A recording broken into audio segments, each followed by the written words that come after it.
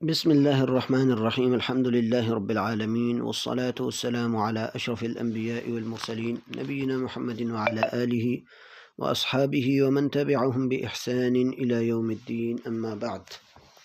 رب اشرح لی صدری ویسر لی امری واحلل عقدۃ من لسانی یفقہوا قولی ربنا زدنا علما اما بعد ثلاثۃ الاصول وادلتها یہ کتاب جو کہ عقیدہ کا موضوع رکھتی ہے، اور اس میں پہلا باب اللہ تعالیٰ کی معرفت کے متعلق اور خاص کر اللہ کی عبادت کی تعریف اور اس کی اقسام میں عبادت کی اقسام ہم نے الحمدللہ پڑھ لیں جو اس کتاب میں ذکر ہیں۔ اس کے علاوہ بہت ساری ہیں، یہاں مثال کے طور پر کچھ خاص قلبی عبادات پر زور دیا گیا ہے، اور جن میں زیادہ تر جو ہے لوگوں میں شرک پایا جاتا ہے ان کو ذکر کیا گیا ہے خلاصتاً۔ تو ہمارے اس کتاب کے اندر جو دو عبادات اس باب میں رہ گئی ہیں وہ ہی انشاءاللہ آج ہم پڑھنے کے کوشش کریں گے، اور اللہ تعالیٰ کی توفیق مانگتے ہیں۔ ایک تو ذبح کے متعلق اور ایک نظر کے متعلق۔ تو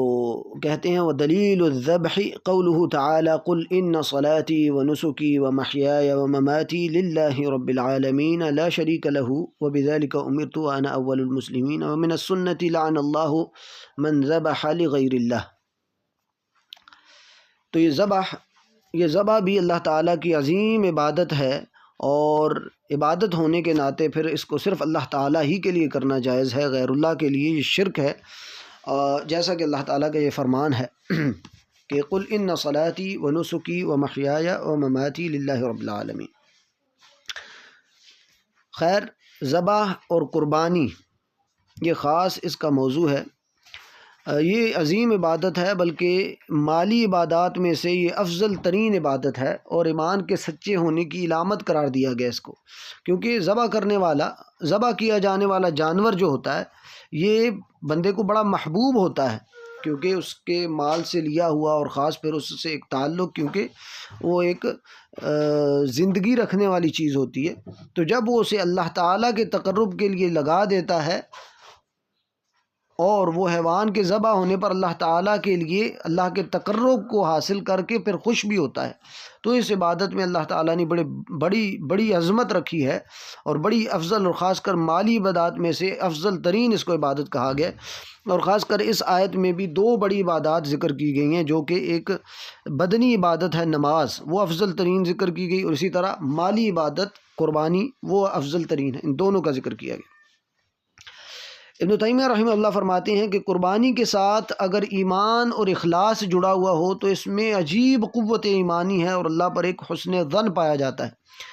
اور اس سے پھر دل میں ایمان کی حلاوت اور مٹھاس محسوس ہوتی ہے۔ تو یہ قربانی بڑی عظیم عبادت ہے۔ الغرض یہ بتا رہے ہیں کہ اس بات کی دلیل دلیل الذبح، اس بات کی دلیل، یعنی اس بات کی دلیل کہ یہ ذبح کرنا، قربانی اور جانور کو اللہ کے لیے ذبح کرنا یہ عظیم عبادت ہے، اور صرف اللہ تعالیٰ کے لیے ہونی چاہیے، کسی اور کے لیے کرنا یہ شرک ہوگا۔ اس کی دلیل یہ اللہ تعالیٰ کا فرمان ہے قل، اے نبی صلی اللہ علیہ وسلم آپ امت سے فرما دیجئے اور ان کو آگاہ کر دیجئے، بتا دیجئے ان صلاتی و نسکی، بے شک میری نماز، یعنی نبی علیہ السلام کی بھی نماز، اور خاص ہمیں بھی یہ طریقہ بتایا جا رہا ہے اور یہ حکم دیا جا رہا ہے، کیونکہ نبی علیہ السلام کو جب کوئی بات کہی جاتی ہے تو ساری امت بھی اس میں مخاطب ہوتی ہے، کیونکہ نبی علیہ السلام اس پیغام کو پہنچانے والے ہیں۔ تو نبی علیہ السلام کو کہا گیا کہ آپ خود بھی اعلان کریں اپنے متعلق بھی، اور امت کے لیے بھی یہ حکم ہونا چاہیے کہ ان صلاتی، بے شک میری نماز، اور نماز میں تمام جو ارکان ہیں، نماز کا قیام، نماز کا رکوع، اور اسی طرح سجدہ، اور یہ ساری جو کیفیتیں ہیں نماز کی، یہ ساری عبادت کی اقسام میں سے شامل ہے۔ یہ غیر اللہ کے لیے کرنا بھی شرک ہے، اور یہ صرف اللہ تعالیٰ کے لیے کرنی چاہیے۔ قل ان صلاتی، بے شک میری نماز، یہ اللہ تعالیٰ کے لیے ہے، جیسا کہ آگے آئے گا۔ وَنُسُكِي، اور میری قربانی، یہ بھی صرف اللہ تعالیٰ کے لیے، یعنی صرف اللہ کے لیے ہے، غیر اللہ میں سے کسی کی نہیں، کسی بت کے لیے نہیں ہو سکتی، کسی مردے کے لیے، کسی جن کے لیے، کسی رسول کے لیے، کسی فرشتے کے لیے، کسی اور پیر کے لیے، قبر کے لیے، یہ کسی کے لیے بھی نہیں، صرف اللہ تعالیٰ کے لیے ہے۔ وَمَحْيَايَ، اور میری زندگی، اور اس کے متعلق مفسرین یہ چیز بھی ذکر کرتے ہیں کہ میری زندگی اور اس میں موجود تمام اعمال یہ صرف اللہ تعالیٰ کے لیے اور اللہ کی رضا کے لیے ہیں۔ ومماتی، اور اسی طرح میری جو موت ہے وہ بھی اللہ تعالیٰ کی راہ میں ہے، اور یہ بھی مفسرین کہتے ہیں کہ جو میں مرنے کے بعد کے لیے ذخیرہ کر رہا ہوں وہ اعمال بھی میرے صرف اللہ تعالیٰ کے لیے ہیں۔ للہ، وہ صرف اللہ تعالیٰ کے لیے، رب العالمین، جو تمام جہانوں کا رب ہے، تمام جہانوں کو پالنے والا ہے اور وہ مستحق ہے اس کا۔ لا شریک لہ، ان عبادات میں اللہ کا کوئی شریک نہیں ہے۔ وبذالک امرت، آیت کے اس کے بعد آیت کا حصہ یہ ہے وبذالک امرت، اور اسی کا مجھے حکم دیا گیا، یعنی نبی علیہ السلام کو حکم ہے، پھر تمام امت کو بھی حکم ہے۔ وَأَنَا أَوَّلُ الْمُسْلِمِينَ، اور اسی کو اسلام کہلایا گیا کہ یہ تمام عبادتیں صرف اللہ کے لیے ہونی چاہیے، اور کہا میں امت میں سے سب سے پہلا مسلمان ہوں، اور اس کے بعد تم سب کو اس پر عمل پیرا ہونا چاہیے۔ تو قربانی میں چونکہ جو مال انسان کو بڑا محبوب ہوتا ہے تو اس کو اس مال سے بھی زیادہ محبوب جو اللہ تعالیٰ کی ذات ہے، اللہ سبحانہ و تعالیٰ کی ذات، وہ اس کے لیے لگاتا ہے، تو اس سے یہ اللہ کے ساتھ ایک خاص تعلق اور خاص محبت کا ثبوت ہوتا ہے، اور جب اس کے ساتھ اخلاص بھی شامل ہو تو اس میں وہ جو ہے چاشنی اور وہ تعلق محسوس ہوتا ہے۔ الغرض، اللہ تعالیٰ فرماتے ہیں لا شریک لہ، ان عبادات میں اللہ تعالیٰ کا کوئی شریک نہیں ہے اور نہ ہی ٹھہرانا چاہیے۔ الغرض، اس آیت کا خلاصہ یہ ہے کہ جو اپنے جسم کی عبادت کو اللہ کے لیے مسخر کر دے اور اپنے مال کی عبادت کو اللہ کے تقرب کے لیے بہا دے اور لگا دے، وہی حقیقی مسلمان ہے۔ اور اللہ اور رسول کا ان عبادات میں اخلاص کا حکم ہے اور شرک کی نفی کا حکم، کہ ان عبادات میں ان میں سے نماز بھی شامل ہے اور قربانی بھی شامل ہے، یہ بھی صرف اللہ تعالیٰ کے لیے ہونی چاہیے، کسی اور کے لیے ہونا یہ شرک ہوگا۔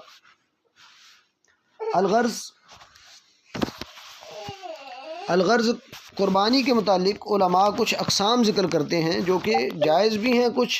اور کچھ میں شرک کی صورتیں بھی پائی جا سکتی۔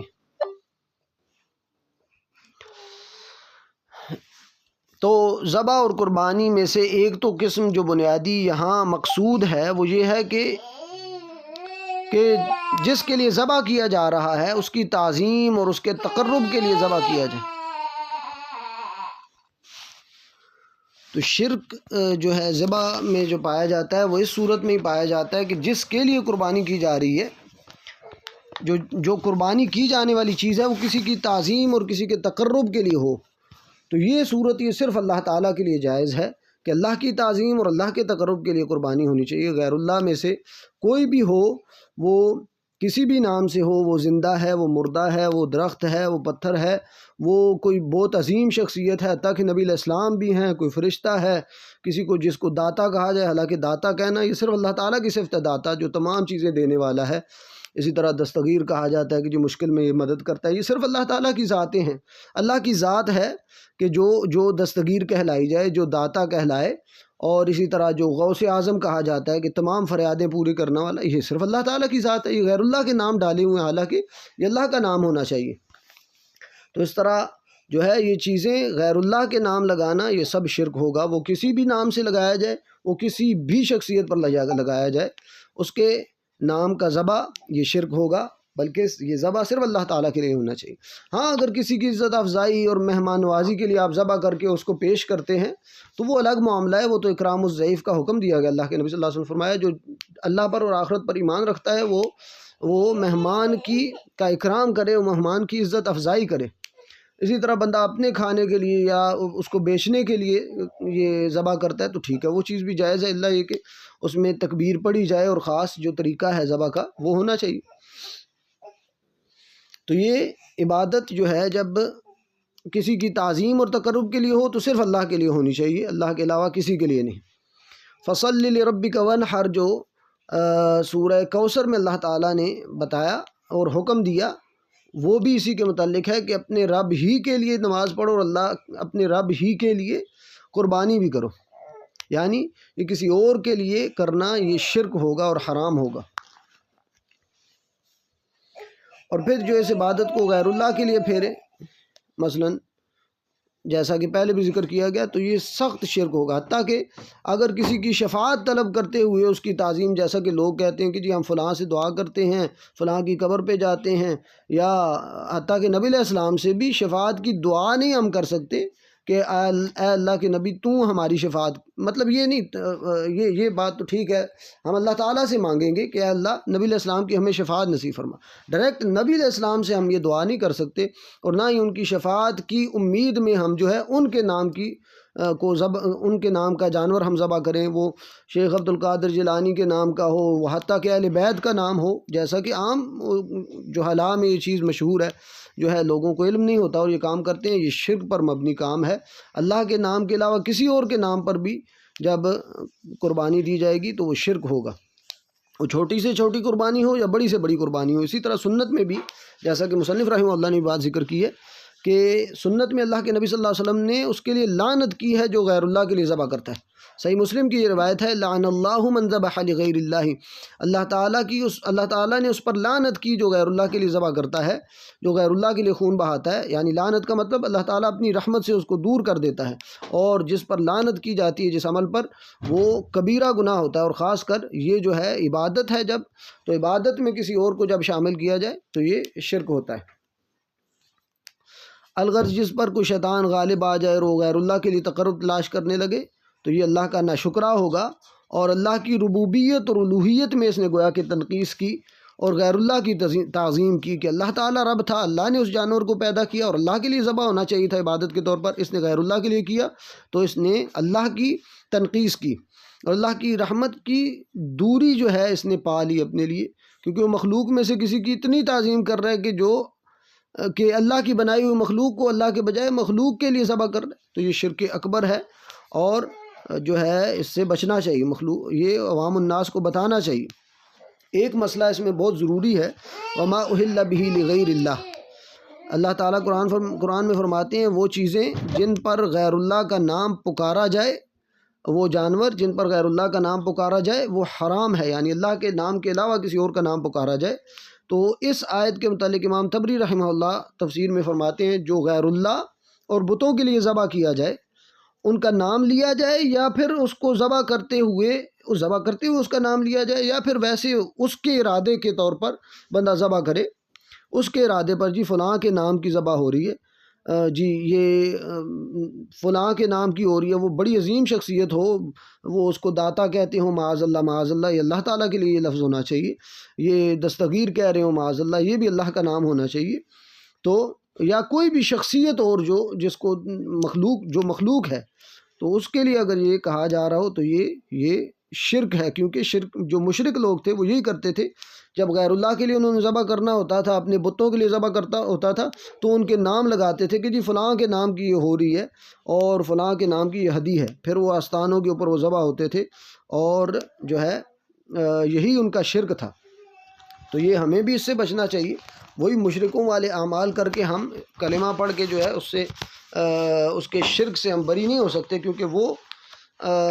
جو مشرک تھے ان کا بھی یہی عمل تھا۔ اللہ تعالیٰ ہمیں اسے محفوظ رکھے۔ تو یہ عبادات کو سمجھنے کا مقصد یہی ہے کہ ہم ان عبادات کو صرف اللہ تعالیٰ کے لیے بجا لائیں، اور غیر اللہ کے لیے کرنا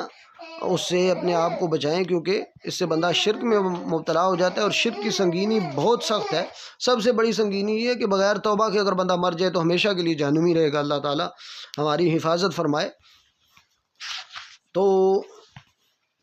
اس کے بعد اگلا موضوع ہے نظر کے متعلق۔ اس کے بعد کچھ میں عمومی اور بھی عبادت کی اقسام آپ کے سامنے ذکر کروں گا جو مصنف رحمہ اللہ نے ذکر کی ہیں، کچھ عبادات ان میں سے ہم نے کچھ تفصیل پڑھ لی، اور آج انشاءاللہ یہ باب بھی ختم ہو رہا ہے۔ لیکن اس کے علاوہ جو عبادات کی اقسام ہو سکتی ہیں وہ میں آپ کے سامنے، جو عمومی طور پر عوام الناس میں بھی مشہور ہیں، لیکن وہ اس کو نا سمجھی میں غیر اللہ کے لیے کرتے ہیں اور شرک میں مبتلا ہو جاتے ہیں۔ خیر، آج کی جو آخری قسم ہے عبادت کی وہ ہے نظر۔ تو نظر کے متعلق فرماتے ہیں وَدَلِيلُ النَّذْرِ قَوْلُهُ تَعَالَى يُوفُونَ بِالنَّذْرِ وَيَخَافُونَ يَوْمًا كَانَ شَرُّهُ مُسْتَطِيرًا، یعنی بندے نظر یہ ہوتی ہے کہ بندہ خود پر وہ عبادت واجب کر لے جو اس پر پہلے عبادت اصل شریعت میں وہ واجب نہیں تھی، بلکہ یہ خود اپنے اوپر واجب کر لے۔ تو جب یہ واجب کر لے گا، ویسے تو یہ مکروہ ہے خود پر یہ چیز واجب کرنا اور نظر ماننا، یہ اللہ کے نبی صلی اللہ علیہ وسلم نے اسے منع کیا ہے، لیکن پھر بھی اگر کوئی مان لے تو یہ اس کو پورا کرنا واجب ہوگا پھر، اور اس میں اخلاص ضروری ہے، اور اس میں شرک حرام ہے، جیسا کہ یہ آیت بھی دلالت کر رہی ہے اور دیگر آیات بھی۔ تو وہ دلیل النظر، اس بات کی دلیل کہ نظر بھی عبادت ہے اور یہ غیر اللہ کے لیے نہیں ہو سکتی، غیر اللہ کے لیے عبادت کرنا شرک ہوگا۔ تو اللہ تعالیٰ نظر پوری کرنے والوں کی تعریف کرتے ہوئے کہتے ہیں یوفون بالنظر، جنتیوں کا اللہ تعالیٰ جو ذکر کرتے ہیں سورہ انسان میں، یا سورۃ الدہر بھی اسی کا نام ہے، اس میں فرماتے ہیں کہ یوفون بالنظر، یہ جو جنتی ہیں ان کے اعمال میں سے ایک عمل یہ ہے کہ یہ نظروں کو پورا کرتے ہیں، یعنی جو مومن نظر کو پوری کرتا ہے اور وہ چیز خود پر واجب کر لے جو پہلے سے واجب نہیں تھی، اس کو بھی پورا کرتا ہے جو خود اس نے واجب کی تھی، تو جو اللہ نے واجب کیا پھر اس کو کتنا بڑھ چڑھ کر کرے گا، تو یہ اس کی ایمان کی نشانی بھی ہے۔ البتہ یہ الگ بات ہے کہ نظر ماننے سے اللہ کے نبی صلی اللہ علیہ وسلم نے منع کیا ہے، لیکن کیونکہ اللہ کے نبی صلی اللہ علیہ وسلم فرماتے ہیں، بخاری کی حدیث ہے، ان النظر لا یأتی بخیر، کہ نظر کوئی خیر نہیں لاتی، یعنی کوئی الگ سے خیر نہیں لاتی اضافی، جو اللہ تعالیٰ نے لکھا ہے وہی ملے گا، ہاں اللہ یہ کہ جو بخیل ہے اس سے یہ نکالنے کا ایک ذریعہ ہے، یعنی یہ نظر جو ہے بخیل سے پیسہ نکلواتی ہے، اس کا مال جو ہے وہ اللہ کے راستے میں نکالنے والا نہیں ہوتا، تو وہ اس نظر کے ذریعے نکالتا ہے۔ لیکن اگر نظر مان لی ہے پھر اس کو پورا کرنا واجب ہے، پھر اس کے اوپر اس کو پورا کرنا واجب ہوتا ہے۔ خیر، اللہ تعالیٰ فرما رہے ہیں یوفون بالنظر، تو جنتیوں کے جو اعمال اللہ کے نبی صلی اللہ علیہ وسلم نے، اللہ تعالیٰ جو ذکر کر رہے ہیں وہ ہے یوفون بالنظر، کہ وہ نظروں کو پورا کرتے ہیں۔ تو گویا کہ اللہ تعالیٰ جس بات کی تعریف کر رہے ہیں، جس بات کو پسند کر رہے ہیں وہ عبادت ہوتی ہے، جیسا کہ ہم نے عبادت کی تعریف میں پڑھا، کل وہ اسم جامع لکل ما یحبہ اللہ ویرضاہ من الاقوال الظاہرۃ والباطنہ، من الاقوال والافعال الظاہرۃ والباطنہ، کہ ہر وہ قول اور فعل وہ ظاہری ہو یا باطنی ہو کہ جس کو اللہ تعالیٰ پسند کرتے ہیں، اللہ تعالیٰ جس سے راضی ہوتے ہیں، وہ عبادت ہے۔ تو یہ چیز جس کو اللہ تعالیٰ پسند کر رہے ہیں نظر کو، تو یہ عبادت ہے، جب مانی جائے اور پھر اس کو پورا کیا جائے۔ وَيَخَافُونَ يَوْمًا كَانَ شَرُّهُ مُسْتَطِيرًا، یہ الگ بات بھی ذکر کی، دوسری صفت کہ وہ اس سنگین دل سے ڈرتے ہیں کہ جس کی ہولناکیاں بڑی پھیلی ہوئی ہوں گی اور ہر طرف ہولناکی ہوگی۔ خیر، یوفون بالنظر، الغرض مسلمان کا دل صرف اللہ تعالیٰ سے جڑا ہوتا ہے، وہ کوئی عبادت بھی غیر اللہ کے لیے ادا نہیں کرتا، بلکہ ساری عبادات وہ، ایک تو عبادت میں دو چیزیں ضروری ہیں، اور کسی بھی عمل کے نیک ہونے کے لیے دو چیزیں ضروری ہیں، ایک وہ صرف اللہ کے لیے کی جائے اور اللہ کے تقرب کے لیے کی جائے،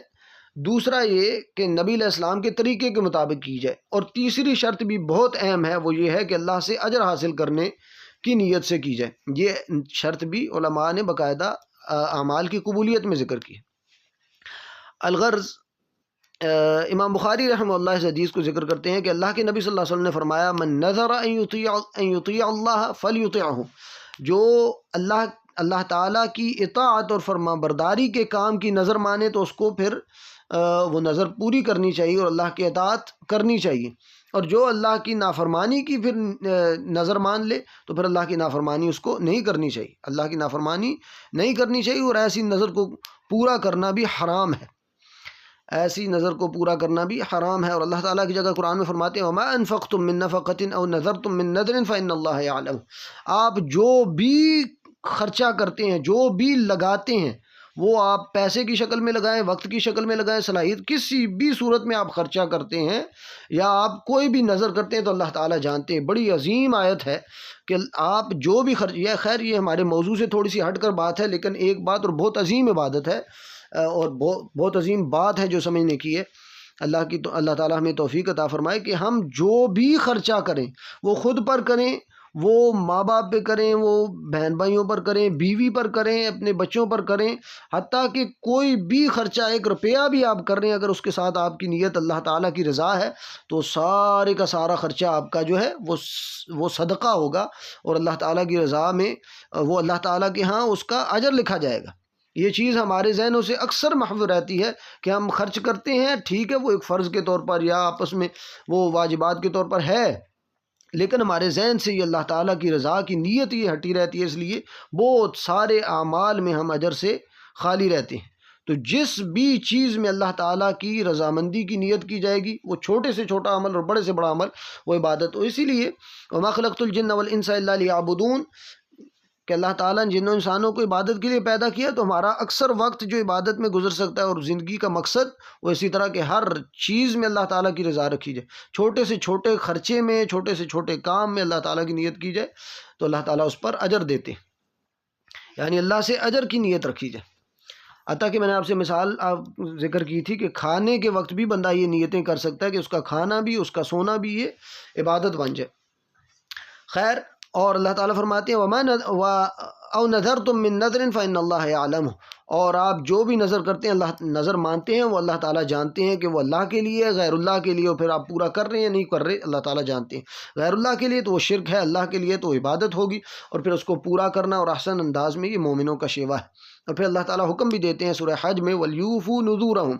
نظروں کو پورا کرنا چاہیے۔ یہ خاص حاجیوں کو بھی حکم ہے، لیکن عمومی بھی حکم ہے کہ نظروں کو پورا کرنا چاہیے۔ پہلے تو نظر ماننا یہ جائز نہیں ہے، یعنی اس کو مکروہ کہا گیا، نبی علیہ السلام نے منع بھی کیا ہے، لیکن اگر کسی نے نظر مانی ہے تو پھر اس کو پورا کرنا یہ واجب ہوگا۔ لیکن جو غیر اللہ کی نظر مانے تو اس کی نظر ہی نہیں ہے، اس کو پورا کرنا حرام ہوگا۔ بلکہ ابن تیمیہ رحمہ اللہ فرماتے ہیں کہ اس بات پر علماء کا اتفاق ہے کہ قبروں کے لیے یا قبر والوں کے لیے یا کسی اہل بیت یا کسی اور عظیم شخصیت کے لیے جو نظر مانی جائے تو یہ معصیت اور اللہ کی نافرمانی کی نظر ہے، اور اس کو پورا کرنا حرام ہے، کیونکہ یہ عبادت ہے، اور عبادت کو غیر اللہ کی طرف پھیرنا جو کہ نہ نفع دے سکتے ہیں نہ نقصان، تو یہ بہتان عظیم ہے اور اس سے بچنا چاہیے۔ تو یہ عبادات مصنف رحمہ اللہ نے اپنی کتاب میں ذکر کی ہیں۔ اس کے علاوہ بہت ساری اور عبادات ہیں جو کہ سمجھی جا سکتی ہیں، اور ان کو جو ہے عبادت کے طور پر اگر ذکر کیا جائے تو ہمیں سمجھ میں آئے کہ کتنا ہمارے معاشرے میں اکثر اعمال ایسے ہیں کہ جو عبادت ہوتے ہیں اور ہم غیر اللہ کے لیے کر کے جو ہے شرک میں مبتلا ہو رہے ہوتے ہیں۔ اللہ تعالیٰ نے بعض کام اپنی عبادت کے لیے مخصوص فرمائے ہوئے ہیں جن کو عبادت کہا جاتا ہے، وہ اللہ تعالیٰ نے ذکر بھی کیے ہیں، اور اللہ تعالیٰ عمومی طور پر بھی جو اللہ تعالیٰ ہی کے لیے خاص ہیں، جو اللہ کی رضا کے لیے کیے جائیں، مثلا سجدہ ہو، رکوع ہو، اور اسی طرح ہم جو ہاتھ باندھ کر کھڑے ہوتے ہیں، یہ کیفیت بھی صرف اللہ تعالیٰ کے سامنے ہونی چاہیے، غیر اللہ کے سامنے نہیں۔ اسی طرح اللہ کے نام کی خیرات ہم جو کرتے ہیں غیر اللہ کے لیے نہیں، روزہ رکھنا، اور اسی طرح جو اللہ کے گھر کی زیارت کے لیے ہم دور دور سے سفر کرتے ہیں، یہ صرف حدیث میں آتا ہے کہ 3 مسجدوں کی طرف دور دور سے سفر کیا جا سکتا ہے، ایک تو مسجد حرم، ایک تو مسجد اقصیٰ، اور ایک مسجد نبوی۔ ان کے علاوہ کسی اور کی طرف دور دور سے سفر نہیں کرنے چاہیے، اس نیت سے کہ ہمیں زیادہ ثواب ملے گا اور یہ زیادہ اللہ کے تقرب کا باعث ہے۔ اور اسی طرح جس طرح مکے جایا جاتا ہے اور وہاں طواف کے لیے سفر کیا جاتا ہے، یہ ایسا سفر بھی کسی اور جگہ نہیں ہونا چاہیے، جیسا کہ لوگ جو ہے بڑے دور دور تک سفر کرتے ہیں کہ جی فلاں قبر پہ جانا ہے، فلاں جگہ جا کے ہم نے کرنا ہے، تو یہ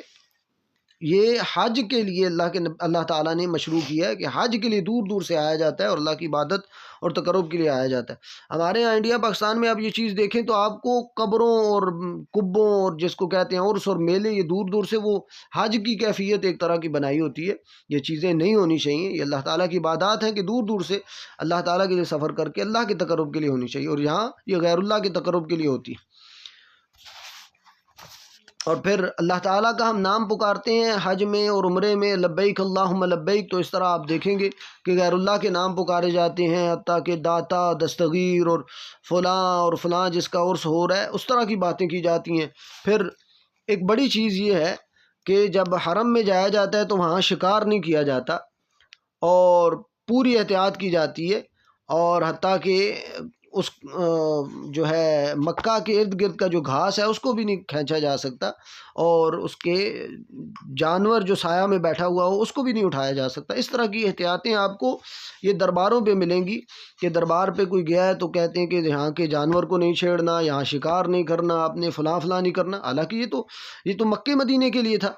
اور یہ عبادتیں ہیں باقاعدہ، اور یہاں یہ درباروں پر کیا جاتا ہے، یہ شرک ہے، اس سے بچنا چاہیے۔ اس کے علاوہ طواف کرنا، یہ طواف تو باقاعدہ عبادت ہے، آپ کو یہ انڈیا پاکستان میں نظر آئے گی، یہ چیز نہیں ہونی چاہیے۔ طواف یہ صرف اللہ کے گھر کا ہوتا ہے، یہ عبادت ہے۔ سجدہ کرنا عبادت ہے۔ قربانی کے جانور مکے کی طرف لے کے جاتے ہیں جو ہم، یہ عبادت کے طور پر ہم لے کے جا رہے ہیں، یہ اگر ہم کسی اور جگہ کریں گے، وہ کوئی دربار ہو، وہ بڑی عظیم شخصیت بھی ہو، تو یہ لے کے جانا یہ اور عبادت کی نیت سے تو یہ شرک ہوتا ہے۔ اسی طرح منتیں مانگنا، نظریں ماننا، یہ صرف اللہ تعالیٰ کے لیے ہوگا۔ اور جیسا کہ کعبہ کو غلاف چڑھایا جاتا ہے، اسی کیفیات میں آپ کو یہ چیزیں آپ کو جو ہے اس طرح کی جوہلا میں ملیں گی، پاکستان میں بھی اور اسی طرح انڈیا وغیرہ میں بھی اور دیگر ممالک میں، بنگلہ دیش اور اس طرح کے جو جن میں جہالت زیادہ پائی جاتی ہے۔ اور اس کے علاوہ جو ہم نے عبادتیں پڑھی ہیں اس کتاب میں وہ اپنی جگہ موجود ہیں، اور وہ ان کو سمجھنا چاہیے کہ یہ عبادات صرف اللہ تعالیٰ کے لیے ہیں۔ آپ نے دیکھا ہوگا کہ اکثر درباروں کے متعلق آپ نے یہ چیز سنی ہے کہ جی فلاں جانور ہم نے ان کے نام کر دیا ہے، جی فلاں جانور کو ابھی چھیڑنا نہیں ہے، اس کی سواری نہیں کرنی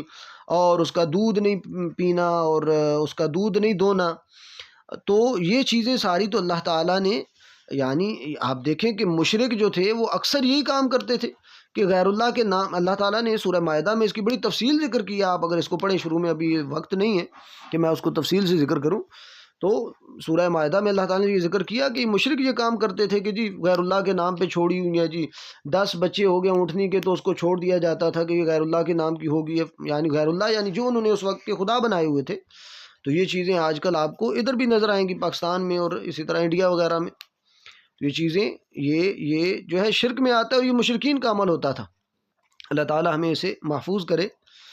اور بچا لے، کیونکہ یہ چیزیں انسان کے ایمان کو برباد کرنے والی ہیں۔ اور اگر بغیر توبہ کے بندہ مر گیا، اور یہ نہ کہے کہ بندہ جاہل تھا اور اس کو کوئی جو ہے علم نہیں تھا، نہیں، اللہ تعالیٰ نے علم کے تمام اسباب رکھے ہیں اور اس کو زندگی کی ایک مہلت دی ہے، اس کے سامنے قرآن موجود ہے، حدیث موجود ہے، اور اللہ تعالیٰ نے علماء کا ایک سلسلہ رکھا ہے۔ اس کے باوجود بھی اگر بندہ جہنم میں جائے گا تو اپنی ہی ذمہ داری پر جا رہا ہے، کیونکہ یہ زندگی جو اللہ نے دی ہے یہ بڑی ذمہ داری ہم لے کے چل رہے ہیں، اور پھر بعد میں اللہ تعالیٰ نے کوئی مہلت نہیں دینی۔ تو یہ قبروں کے ساتھ تعلق اور پھر ان سے دعائیں کرنا اور ان سے التجائے کرنا اور ان کے متعلق یہ عقیدہ رکھنا کہ جی یہ ہمارا یہ نقصان کر سکتے ہیں اگر ہم ان کے ساتھ تعلق نہ رکھیں یا ان سے مانگیں نہیں یا ان کے متعلق اگر غلط کہیں گے تو یہ ہو سکتا ہے، وہ ہو سکتا ہے، یہ تو اللہ تعالیٰ کے ساتھ تعلق ہونا چاہیے۔ بڑی عجیب بات ہے کہ جو مرنے سے پہلے کچھ اتنی وہ طاقت نہیں رکھتے تھے، اور مرنے کے بعد ایک دم ان کی طاقتیں ایسی ہو جاتی ہیں کہ وہ ہر جگہ سنتے ہیں، معاذ اللہ معاذ اللہ، یہ ہمارا عقیدہ نہیں ہے، یعنی یہ عوام الناس میں جو مشہور باتیں وہ سنتے بھی ہر جگہ ہے، ہر جگہ بات کو، آپ کی دعا کو قبول بھی کرتے ہیں، اور پھر خیر اللہ تعالیٰ ہمیں محفوظ رکھے۔ پھر قبروں پہ چراغائیں کی جاتی ہیں، پھر وہاں میلے لگائے جاتے ہیں، پھر عرس کیے جاتے ہیں، یہ ساری چیزیں جو ہیں یہ وہی انڈیا سے آئی ہیں جو پہلے ہندو کرتے تھے، اور ہم نے ہندوازم میں یہ ساری چیزیں پڑھی ہیں، اور یہ رسمیں جو ہمارے یہاں مشہور، حتیٰ کہ شادی کی اور وفات کی جو رسمیں ہیں یہ ساری کی ساری آپ ہندوازم کی کتابیں آپ پڑھیں تو آپ کو وہاں ملیں گی۔ اللہ تعالیٰ ہمیں اس سے محفوظ کرے، ہماری اولادوں کو، ہمارے والدین کو، ہماری نسلوں کو اس سے محفوظ کرے کہ ہم جو ہے شرک میں کہیں مبتلا نہ ہو جائیں اور اس پر موت نہ آ جائے، کیونکہ یہ شرک یہ ایسی چیز ہے، اللہ تعالیٰ فرماتے ہیں ان اللہ لا یغفر ان یشرک بہ ویغفر ما دون ذلک لمن یشاء ومن یشرک باللہ فقد ضل ضلالا مبینا ومن یشرک باللہ فقد افترى اثما عظیما۔ تو جو بغیر توبہ کرے شرک پر مر گیا، اللہ تعالیٰ فرماتے ہیں اس کو اللہ تعالیٰ معاف نہیں کریں گے، اس کو اللہ تعالیٰ معاف نہیں کریں گے، وہ ہمیشہ جہنم میں رہے گا، اور اس نے اللہ پر بہت بڑا بہتان باندھا ہے۔ تو یہ شرک ہوتا کس چیز میں؟ اللہ کی عبادت میں بھی شرک ہوتا ہے، جو کہ ہم نے اس کتاب میں تفصیل میں پڑھا، اور اس کے علاوہ بھی شرک کی اقسام ہیں، جیسا کہ اللہ کی ربوبیت میں شرک ہونا، اللہ کی اسماء و صفات میں شرک کرنا کہ جی اللہ تعالیٰ کی جس طرح کی طاقتیں اور قوتیں اور علم اور قدرتیں ہیں وہ کسی اور کے لیے اگر مانی جائیں گی وہ بھی شرک ہوگا۔ تو اللہ تعالیٰ کی ربوبیت کے بڑے افعال ہیں، اللہ تعالیٰ اولادیں دیتا ہے، اللہ تعالیٰ بارشیں دیتا ہے، اللہ تعالیٰ جو ہے رزق دیتے ہیں، اور کائنات کا ہر کام جو اللہ تعالیٰ کے حکم سے ہوتا ہے۔ اگر یہ ہم اس کو کسی اور کی طرف پھیریں، آپ دیکھیں گے اکثر لوگ جو ہیں وہ غیر اللہ سے دعائیں کرتے ہیں، باقاعدہ جاہلوں کی بڑی کثرت ہے ہمارے ہاں کہ وہ کہیں گے جی فلاں جو ہے فلاں سے ہم اولاد مانگ کے آئے ہیں تو ابھی ہمیں ملے گی، حتیٰ کہ اولاد ہو جاتی ہے تو پھر انہی کے نام کی فلاں بخش، جیسے کہا جاتا ہے کہ جی غلام بخش، نہیں، اس طرح کے نام دیے جاتے ہیں، مثلاً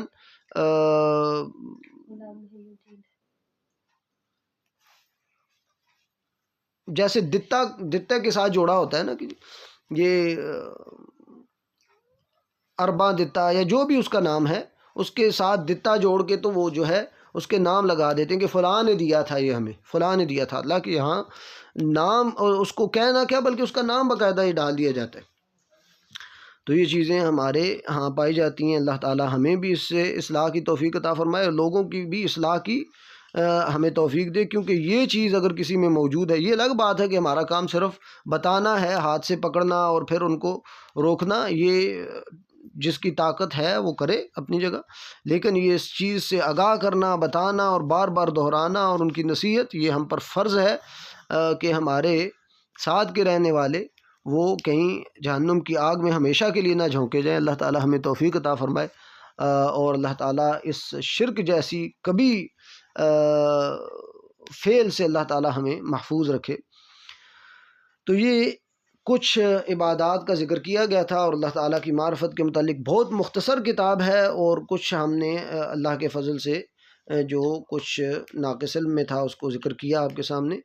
تو یہ اللہ تعالیٰ کی معرفت تو اتنی لمبی چیز ہے اور اتنی طویل چیز ہے کہ عمریں گزر جائیں اور انسان